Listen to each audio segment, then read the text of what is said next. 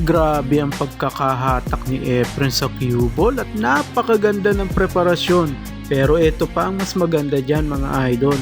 At tinapos ni Efren ang laban. Hulog ang last ball. Pagmasdan yung mabuti ang posisyon ng bola sa ibabaw ng table. Parang napakahirap tirahin mga lodi. Pero pagmasdan nyo kung paano ito hinagod ni Efren. Hindi kumapit yung pektus sa tira na ito ni Efren. Pero isang magandang kombinasyon ang pakakawala ni Efren para tapusin agad ang laban. Ang ganda ng pagkakabaklas ni Efren sa dalawang bolang magkadikit, 7 at 9. Samahan mo pa ng napakagandang bank shot. Boom! Grabing diskarte itong pinakita ni Efren gamit ang mase at nakuha pa niya ang good shot dito. Iba talaga pag si Efren ang dumiskarte. Ito yung two-rail banking na ginawa ni Efren mga lodi.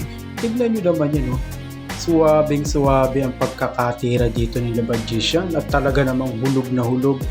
Grabe ang galing at husay ni Efren.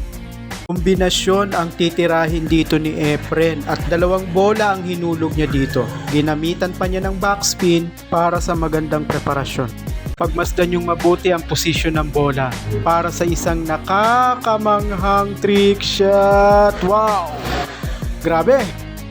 Simpleng tira pa lang at pagkakapina ni Efren, alam na alam mong bihasa si Efren at mahusay talaga. Tignan nyo itong sinusukat na to ni Efren para sa isang napakagandang tira. Napapaisip ang kalaban kung paano gagawin ni Efren dito. Magandang ball control, sinamahan pa ng pektus, hulog ang last ball. Game over. Ang last ball na ito ay lalo pang pinaganda ni Efren sa pamamagitan ng trick shot na ito. Pagmasdan yung mabuti mga idol.